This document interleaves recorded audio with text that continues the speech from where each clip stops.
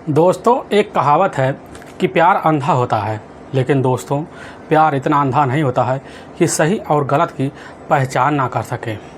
लेकिन कहा भी गया है दोस्तों कि इंसान जिस तरह कर्म करता है उसको सेम वैसा ही फल मिल जाता है।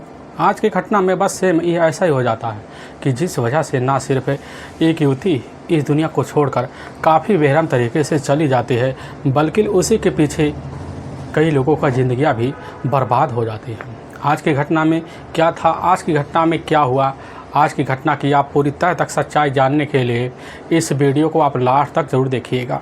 नमस्कार दोस्तों, मैं प्रदीप कुमार आपको इस टेढ़ी बात चैनल पे मैं स्वागत करता हूं।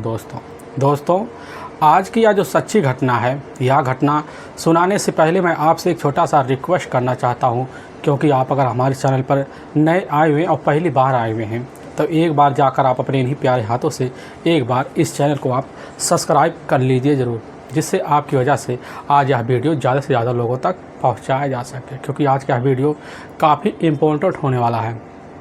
और आज की यह जो घटना है, यह घटना है उत्तर प्रदेश, और उत्तर प्रदेश की राजधानी ही पड़ती है लखनऊ, और ठीक उसी में मोहनलालगंज एक थाना लगता है और उसी का कोरोना गांव पड़ता है। मैं बात कर रहा हूँ उसी गांव के रहने वाले होते हैं, एक पारिवारिक किसान होते हैं, यादव ही परिवार होते हैं। वह होते हैं रणबीर उर्फ पप्पू यादव। उनकी पत्नी होती है रोमा देवी। पप्पू यादव के टोटल 3 बच्चे भी होते हैं, जिसमें 2 बेटे और 1 बेटी होती है। और जो सबसे बड़ी बेटी होती है वह होती है रूपाली, अब जिसकी उम्र होता है 18 साल के आसपास होता है। और इधर पप्पू के 2 छोटे बेटे भी होते हैं, सर्वेश और राजेश। इधर जो होता है, अब पप्पू यादव अपने परिवार का गुजर और बसर करने के लिए जो होता है वह मौके पर एक शटरिंग का काम भी करते थे। लेकिन उनका जो शटरिंग का काम होता है वह अस्थायी रूप का नहीं होता है। कभी वह शहर, कभी वह किसी गांव में उनका यानी कि दौरे पर हर दिन काम ही रहता था। अपने परिवार का गुजर बसर करने के लिए काफ़ी बेहतर तरीके ढंग से मेहनत भी करते हैं। लेकिन इधर अब जो होती है पारुल यादव, उस समय इंटर की पढ़ाई भी कर रही होती है और इंटर की पढ़ाई करने के लिए काफ़ी जद्दोजहद कोशिश भी करती है। लेकिन उसकी जो कोशिश होती है काफ़ी हद तक रंग भी लाना शुरू कर देता है। लेकिन पारुल को लोग काफ़ी प्यार और सम्मान भी देते हैं, काफ़ी इज्जत से उसका नाम भी लेते हैं, क्योंकि पारुल जो होती है बोलने में काफ़ी अच्छी भी थी, चाल स्वभाव की भी थी, लेकिन हर किसी दुख और दर्द में जाकर ज़रूर खड़ी भी हो जाती थी। और पारुल अपनी माँ के साथ घर गृहस्थी में काफ़ी बेहतर तरीके ढंग से अपने घर को निभा रही होती है। लेकिन तभी मैं बात कर रहा हूँ 3 जून 2022 का। अब जैसे ही रात का वही 8 बजे का आसपास टाइम होता है, तो पारुल जो होती है इधर अपनी माँ रोमा देवी के साथ मौके पर जो मवेशी होते हैं उनको चारा देने के लिए चली जाती है। लेकिन इधर रोमा देवी जो होती है मौके पर उस समय किचन की याद आ जाती है। तो याद आते ही पता लगता है कि रूपाली के मोबाइल पर एक कॉल आता है, और उसी कॉल को बात करते हुए जो होता है उस समय रूपाली वहाँ से खिसक जाती है। लेकिन वहाँ पर रूपाली की जो अपनी माँ होती है रोमा देवी अपने किचन में आती है। आने के बाद अपने दूध को उतारती है, फिर वहाँ से जो होता है अपने काम पे और लग जाती है। और लगभग ऐसे काम करते करते 2 घंटे का वक्त बीत जाता है। लेकिन तभी दोबारा रूपाली नाम की आवाज़ लगाती है। लेकिन दोबारा रूपाली की आवाज़ जो होता है उस जगह कभी सुनाई नहीं देता, और ना दोबारा रूपाली लौट के आ पाती है। लेकिन उस समय अब इधर रोमा देवी जो होती है अब वहाँ जाकर आस पड़ोस जो एरिया होता है उसमें तलाशी करना शुरू कर देते हैं। लेकिन कहीं पर भी इधर रूपाली का आता पता नहीं चलता है। ऐसे तलाशी करते करते पूरा का पूरा रात का 10 बजे के आसपास टाइम हो जाता है। तो उसी बीच अब ज्योति रोमा देवी अपने पति अब रणबीर और पप्पू यादव के पास फ़ोन कर देते हैं। लेकिन इधर पप्पू यादव जैसे ही अपने बेटे के बारे में पता पाता है, तुरंत ही हाँफते डाँपते अपना जो था शटरिंग का काम छोड़कर अपने ही घर पर आ धमाकता है और अपनी पत्नी और साथ में अपने बेटे राजेश को लेकर और उसी समय अपनी बेटी की तलाशी करता है। काफ़ी जगह तलाशी करता है, लेकिन इधर जो था रूपाली का कहीं अता पता नहीं चलता है। लगभग रात का 3 बज जाता है, लेकिन तब भी रूपाली का अता पता नहीं चलता है। थका हारा अपने घर लौट आते हैं। लेकिन सुबह का जैसे 7 बजे का आसपास टाइम होता है, उसी बीच गांव के किसान होते हैं कमाल सिंह, मौके पर अपने खेत में कुछ काम के लिए यानी कि कुछ मवेशियों को देखने के लिए गए हुए थे। तभी उनकी जो नज़र होती है साइड में एक प्रतिनुमा होता है, उसी पर पड़ता है। तो वहाँ पर देखते हैं एक युवती का डेड बॉडी पड़ा हुआ है, लेकिन जैसे ही पास पहुँचते देखते हैं यह तो रूपाली है और वहीं पर चीख पड़ते हैं। और चीखती हुई अवस्था में उसी समय इसकी खबर आकर अब जो होता है रणबीर और पप्पू यादव को देते हैं और रूमा देवी को भी देते हैं। और खबर पाने के बाद उधर रूमा देवी जो थी वहीं से चीख चिल्लाती हुई उसी जगह पर पहुंचती है, लेकिन जब पहुंचती देखती है कि उसकी जो अपनी बेटी होती है वहीं पर खून से लथपथ अवस्था में ज़मीन पर पड़ी हुई है। और इसी दहाड़े की आवाज़ सुनकर जो होता है गांव के लोग भी इकट्ठा हो जाते हैं। सभी लोग तरह तरह की बातें करते हैं, लेकिन उसी में से अब एक व्यक्ति होता है जो उसी समय मोहनलालगंज पुलिस थाने में फ़ोन कर देता है। लेकिन वहाँ के जो थाना प्रभारी होते हैं कमलेश कुमार मिश्रा, अब जैसी खबर पाते हैं तुरंत ही अपने दल बल टीम को लेते हैं। लेने के बाद वहाँ पर पहुँचते हैं, फोरेंसिक टीम भी आ जाती है और डॉग स्क्वाड की टीम भी आ जाती है। कमलेश कुमार मिश्रा जैसे रूपाली के पास पहुँचते देखते हैं रूपाली का जो होता है बॉडी पूरी तरह से खून से लथपथ अवस्था में पड़ा हुआ होता है। देखकर वह भी एकदम सहम से जाते हैं और वहाँ पर जितने भी खड़े लोग होते हैं सभी लोग के जो चेहरे होते हैं काफ़ी मायूसी से घिरे हुए होते हैं। पुलिस की टीम जो होती है अब वहाँ रूपाली की बॉडी को जब अच्छे से देखभाल करती है, निरीक्षण करना शुरू कर देती है, लेकिन कुछ दूर पर देखती है कि वहाँ पर एक जो होता है ईंट पड़ा हुआ है जो पूरी तरह से खून से लथपथ होता है। पुलिस को पूरा यकीन हो जाता है कि इसी ईंट का उपयोग कर रूपाली की बेरहम तरीके से हत्या कर दी गई है। पुलिस वहाँ पर रूपाली की बॉडी को जब अच्छे से पंचनामा कर लेती है, करने के बाद तुरंत ही अपने नज़दीकी जो सरकारी अस्पताल होता है उसी में पोस्टमार्टम हाउस भिजवा दिया जाता है। इधर पुलिस की टीम अब जो होते हैं रणबीर उर्फ जो होता है पप्पू यादव से वहीं कुछ पूछताछ किया जाता है। पुलिस पूछने लग जाती है कि आखिर आपको क्या लगता है कि आपके बेटे के साथ ऐसा कौन कर सकता है, आपको किसी पे शंका है। और रणबीर यादव जो होते हैं पुलिस के सामने वही कह बैठते कि साहब हमें नहीं पता कि हमारी बेटी के साथ आखिर किसी की क्या दुश्मनी थी और क्या लेन देन था और हमारी बेटी के साथ ऐसा कौन कर सकता है। पुलिस जब यह बात इधर पप्पू यादव से पूछताछ करती है तो पुलिस की पूछताछ करने के बाद पुलिस को यकीन हो जाता कि आखिर पप्पू यादव को अपनी बेटी के हितैषियों के बारे में कुछ पता नहीं है। पुलिस की टीम जो होती है अब उसी समय वहाँ पर खड़ी रूपाली की अपनी माँ होती है और रोमा देवी जो वहीं पर मौके पर चीख चिल्ला रही होती है। वहाँ थाना प्रभारी कमलेश कुमार मिश्रा वहीं रोमा देवी से पूछताछ शुरू कर देते हैं, लेकिन जब पूछताछ शुरू कर देते रोमा देवी वहीं पुलिस के सामने कहने लग जाती कि साहब तो शाम के टाइम 8 ही बज रहा था, तो उसी बीच हम अपनी बेटी को लेकर वहाँ जो होते अपने जो गाय होते हैं जो मवेशी हो रही होते हैं उन्हीं को चारा देने के लिए चले जाते हैं।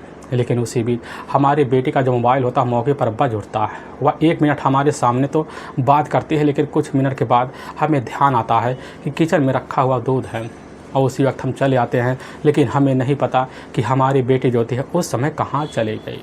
3 घंटे वक्त बीत जाते हैं, लेकिन इसके बारे में हमें अभी तक अपनी बेटी के बारे में कुछ पता भी नहीं चल पाया था। इसी वजह से तुरंत जो होता है रूपाली के जो पिता होते हैं उस समय उनके पास फ़ोन कर देते हैं, वहाँ भी आते हैं और अपनी बेटी को लेकर हम उनके साथ तलाशी करते हैं। पुलिस की जो टीम होती है अब उस समय यह सब पूछताछ करने के बाद उसी समय रणबीर उर्फ पप्पू यादव की ही तहरीर पर इधर जो था हत्या का मुकदमा दर्ज कर लिया जाता है और पुलिस की टीम इस केस को सुलझाने के लिए लग जाती है। और जब लग जाती है तो पुलिस की टीम यह जानना चाहती है कि आखिर रूपाली का किसी से क्या लेन देन था।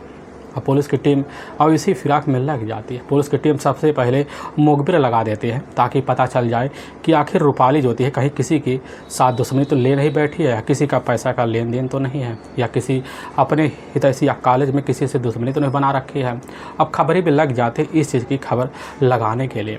तभी कुछ खबरें होते हैं पुलिस के सामने काफ़ी चौंकाने वाली खबर लाते हैं। पुलिस के सामने कहने लग जाते हैं कि साहब असल में रूपाली का ही एक अपना करीबी चाचा है राम सुमेर का जो होता है रूपाली से काफ़ी अनबन रहता है। और यह किस कारण रहता है साहब इसके बारे में अभी तक हमें नहीं पता चला है। और पुलिस की टीम जैसे ही बस इतनी सी क्रू पाती है पुलिस को पूरा यकीन हो जाता है कि ज़रूर अब हमें यही क्रू जो होता है हत्यारे तक पहुंचा के ही मानेगा।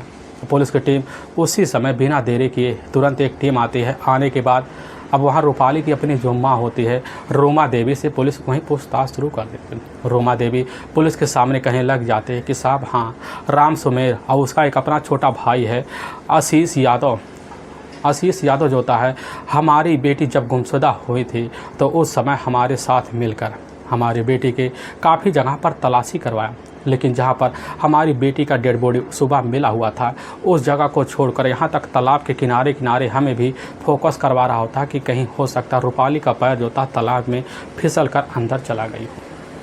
और हमें यकीन है कहीं ना कहीं इसमें राम सुमेर और साथ में उसके भाई छोटे आशीष का हाथ हो सकता है। लेकिन पुलिस जब और गहराई से वहीं पूछताछ शुरू कर देती, हमने कह बैठते कि साहब हमारी एक अपनी चचेरी बहन है जो एटा कही रमतेरी गांव की रहने वाली है, मोरकली, जिसकी उम्र है लगभग 24 साल के आसपास है।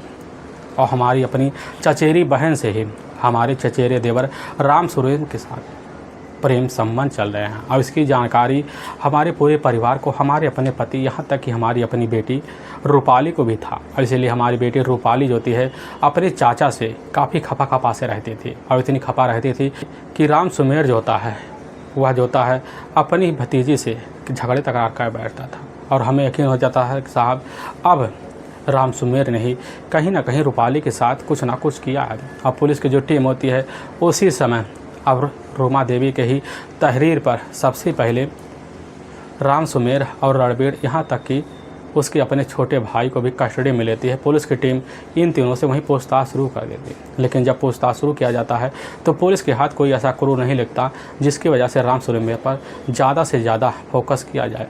और राम सुमेर के ऊपर तुरंत ही यकीन करना पुलिस के लिए खतरे से खाली नहीं होता। इसीलिए पुलिस की टीम उसी समय अब जो होता है राम सुमेर का मोबाइल नंबर, पूरा कॉल डिटेल निकलवाया जाता है। लेकिन जब पूरा CDR मोबाइल नंबर का कॉल डिटेल पुलिस के सामने निकल के आता है और इससे पता हो जाता है कि आखिर घटना वाले दिन पूरा जो होता है मोरकली से लगातार फ़ोन पर राम सुमेर का कई बार बातें हुए थे, यहाँ तक कि लगभग 22 से ज़्यादा बार बात हुए थे। अब पुलिस का यकीन हो जाता है कि हो ना हो अब जो होता है इधर राम सुमेर का ही पूरी तरह से हाथ है। अब पुलिस की टीम अब बिना देर किए कि 8 जून 2022 को ही पुलिस की टीम इधर जाकर राम सुमेर को ही उसके ही घर से अब गिरफ्तार कर लेती है।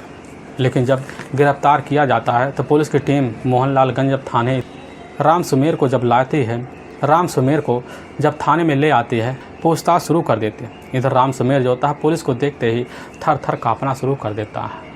पुलिस जैसे ही मनोवैज्ञानिक तरीके से राम सुमेर से पूछताछ शुरू कर देती है तो बिना देर किए राम सुमेर जो होता है पुलिस के सामने इधर अपनी ही भतीजी जो होती है रूपाली की हत्या का जुर्म कबूल कर लेता है। अब पुलिस के सामने जो दिलाने वाली सच्चाई रखता है। इससे सुनने के बाद पुलिस का कलेजा एकदम थर्रा भी जाता है।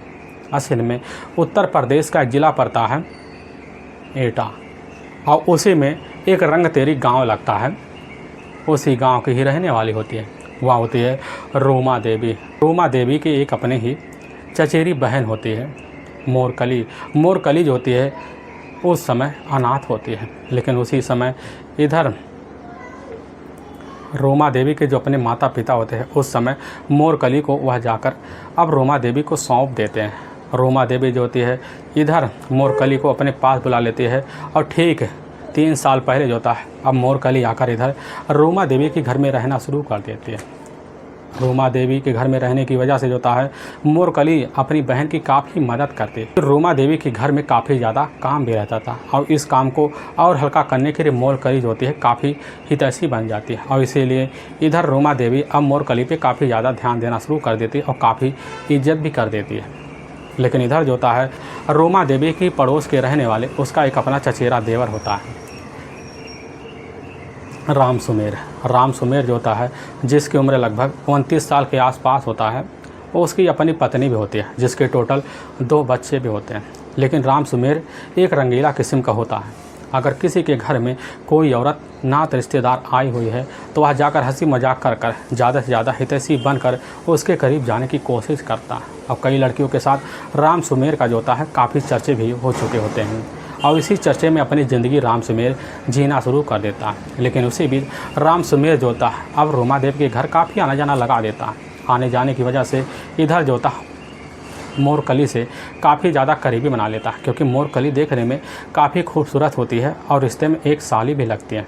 और साली और जीजा होने की वजह से मोरकली और साथ में राम सुमेर के बीच हंसी ठिठोले शुरू हो जाते हैं। हंसी ठिठोले इस तरह बढ़ जाते हैं कि जो होता राम सुमेर अब मोरकली से काफ़ी करीबी बना लेता है। करीबी होने की वजह से राम सुमेर मोरकली को अपने दिल में बसा लेता है और मन मन कल्पनाएं करना शुरू कर देता है।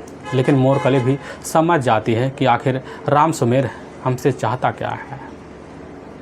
अब राम सुमेर को भाव देना भी शुरू कर देते हैं और इसी भाव को जल्द जाकर अब जो होता है राम सुमेर अस्कड़ कर लेता है। अस्कड़ करने के बाद दोनों के बीच पहले तो चोरी छुपे बातें शुरू हो जाती हैं, लेकिन जब बातें होने लगती हैं इसी बीच मोबाइल नंबर शेयर हो जाता है। लेकिन जैसे मोरकली को रात में मौका मिलता तो उस पर राम सुमेर से लग जाती है। लगने की वजह से अब आए दिन राम सुमेर और मोरकली में बातें शुरू हो जाती हैं और बातों का जो सिलसिला होता है बेधड़क चलने लग जाता है। लेकिन घर में ज़्यादा से ज़्यादा जो टाइम होता है या मोरकली की अपनी जो बड़ी बहन होती है चचेरी, वह रोमा देवी ही रहती थी, जिसकी वजह से इधर अब जो होता है राम सुमेर का दाल घर के अंदर नहीं गल पाता। इसीलिए काफ़ी हथकंडे अपनाता है, कैसे न तैसे कर अब जो होता है मोरकली से मुलाकात किया जाए और इसी फिराक में लगा रहता है। तभी एक दिन दोपहर का टाइम होता, उसी बीच राम सुमेर देखता है कि उस समय तो रामकली के घर में मौके पर ना उसकी बहन ना उन्हें जीजा होते हैं, क्योंकि उसके जो जीजा होते हैं मौके पर वह जाकर एक शटरिंग का काम करते थे और इसीलिए उनका घर पर काफ़ी कम ही निवास होता था।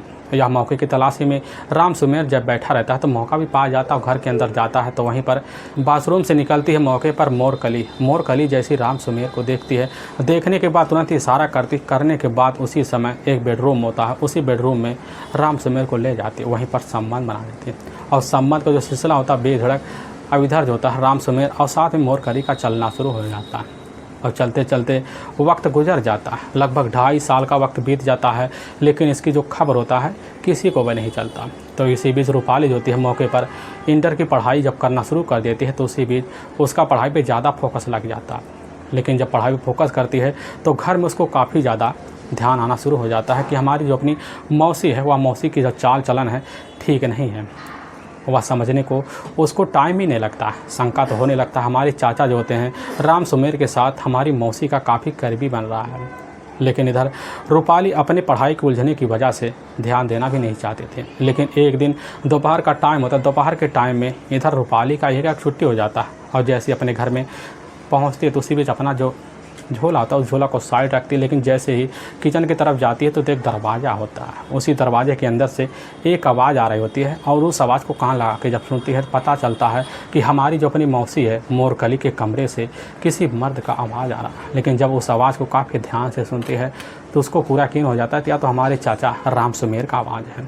और दरवाजे पर रूपाली खड़ी रहती है, लेकिन जैसे दरवाज़ा खुलता है तो अंदर से जो होता है राम सुमेर काफ़ी तेज़ी से बाहर निकलता है। लेकिन अंदर से उसकी जो मौसी होती है उस समय निकलती हुई अवस्था में अब खुद जाकर मोरकली रूपाली को देख लेती है। देखने के बाद एकदम सस्ता नजर आ जाती है, लेकिन मोरकली रूपाली को काफ़ी समझाती बुझाती है, यहाँ तक कि पैसे की लालच भी दे देती है।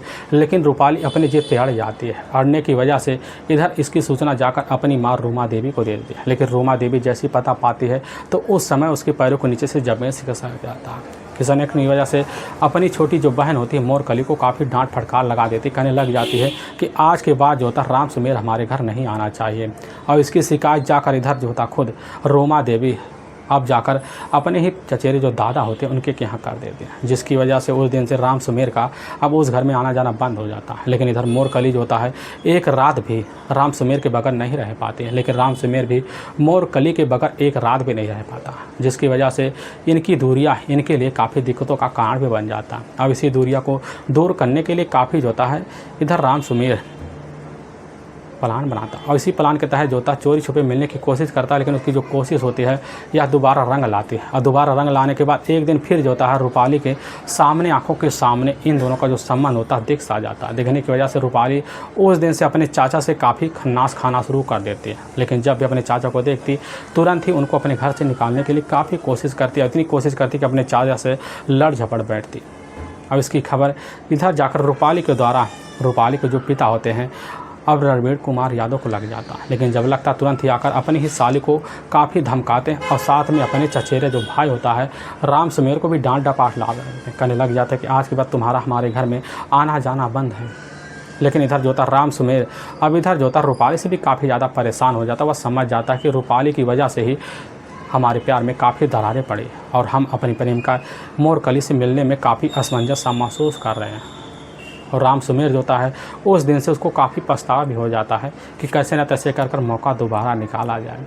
लेकिन इधर इस मामले की जो जानकारी होती है, प्रेम संबंध के जो चर्चे होते हैं अब पूरी तरह से उस एरिया में गूंज जाते हैं। गूंजने की वजह से रणबीर का जो होता है वहाँ उस एरिया में जीना काफ़ी दुश्वार सा हो जाता है और रूमा देवी भी काफ़ी घुट घुट जीना शुरू कर देती हैं। लेकिन इधर घटना से मात्र 2 दिन पहले जो होता है रणबीर अपनी साली को लेते हैं और साथ लेने के बाद ले जाकर उसके ही घर पर छोड़ आते हैं। लेकिन इसकी जब खबर जो होता है इधर आकर राम सुमेर को लगता है तो राम सुमेर के नीचे से ऐसा लगता है कि पैर नीचे एकदम होता है, ज़मीन तो है ही नहीं, एकदम सन्नाटा रह जाता है। और उस समय एक ख़तरनाक फैसला लेता है, कहने लग जाता है कि जिस रूपाली की वजह से हमारे प्यार में मोड़ आया, हमारी ज़िंदगी तहस नहस हो गई, हमारी ज़िंदगी में मोड़ कली इस तरह छोड़ के चलेगी कि हमें खबर नहीं लगा, उसी की वजह से उसको तो हम इस तरह रास्ते से हटाएंगे कि हमारा नाम भी नहीं आएगा, हमारा काम पूरी तरह से सफल भी हो जाएगा। इधर जो होता है अब अपने प्लान को, ख़तरनाक प्लान को इधर राम सुमेर अंजाम देने के लिए लग जाता है और अच्छे मौके के तलाश में बैठा रहता है। तभी जो होता है 3 जून 2022 का जैसे रात का वही 8 बजे का टाइम होता है तो उसी वक्त जो होता है राम सुमेर अब मोरकली के पास फ़ोन कर देता है, कहने लग जाता है कि तुम इस वक्त जो होता है ना, ठीक है, इसी टाइम अब जो होता है रूपाली के मोबाइल नंबर पर कॉल करो और उसको जो था कैसे ना तैसे कर कर अपने घर से बाहर बुलाओ। और उसी समय जो होती है अब मोरकली रूपाली के मोबाइल पर कॉल कर देती है तो उस समय जो रूमा देवी अपनी बेटी को साथ लेती है और चारा डालने के लिए अपने ही गौशाला चली जाती है। लेकिन उसी गौशाले में मौके पर रूपाली का मोबाइल का जो घंटी होता है बज उठता है। लेकिन रूपाली जब उस मोबाइल को घंटी को लगाती है तो पता चलता उसकी मौसेरी का है और उसी घंटी से मोबाइल थ्रू जब बात करना शुरू कर देती है तो ऐसी बात करती है कि उसी मौसी की बात में उलझ जाती है, कहने लग जाती है कि तुम बाहर आ जाओ, कुछ तुमसे अर्जेंट बात करना है। रूपाली यह बात सुनती है तुरंत ही अपनी माँ के हाथ से इशारा करती है। इशारा करने के बाद उसी समय गौशाला से बाहर निकलती है। लेकिन जैसे कुछ दूर चलती है तो वहाँ पर एक मड़ईनुमा मकान होता है। उसी मड़ई में इधर जो होता राम सुमेर छुपा होता है। तुरंत ही उसी समय एकाएक रूपाली को खींच लेता है और वहीं पर जो होता है उसका मुख दाब देता है। दाबने के बाद एक रूम में ले जाता है। तुरंत ही एक डंडा होता है, उसी डंडे से रूपाली का वहीं बार बार पिटाई शुरू कर देता है, जिसकी वजह से रूपाली वहीं बेहोश हो जाती है। लेकिन उसी समय उसके बॉडी को खींचते हुए ले जाता है राम सिंह का जो खेत होता है, उसी खेत के बगल एक और ठाकुर का खेत होता है, उसी खेत में ले जाकर इधर रूपाली के बॉडी को वहीं सुला देता है। फिर उसके ही बॉडी पर भारी भरकम जो पत्थर होता है, ईंट, उसी पत्थर से उसके बॉडी पर काफ़ी जगह प्रहार करता है, सर पर प्रहार करता है, जिसकी वजह से उसको यकीन हो जाता है कि रूपाली की अब तो मौत हो चुकी है। वह समझ जाने के बाद तुरंत ही रात के टाइम उसी समय अपने कमरे पर आता। लेकिन जब पता चलता है कि अब जो होता है रणबीर यादव अपनी बेटी की तलाशी करते हैं, तुरंत ही जाकर वह उसी समय अपनी भतीजी की तलाशी करने के लिए इसमें शामिल हो जाता है। अब पूरी रात मिलकर अपने छोटे भाई के साथ प्लान के तहत तलाशी करता है। लेकिन इधर जो होता है राम सुमेर का जो प्लान होता है पुलिस के सामने एकदम धरा का धरा रह जाता है।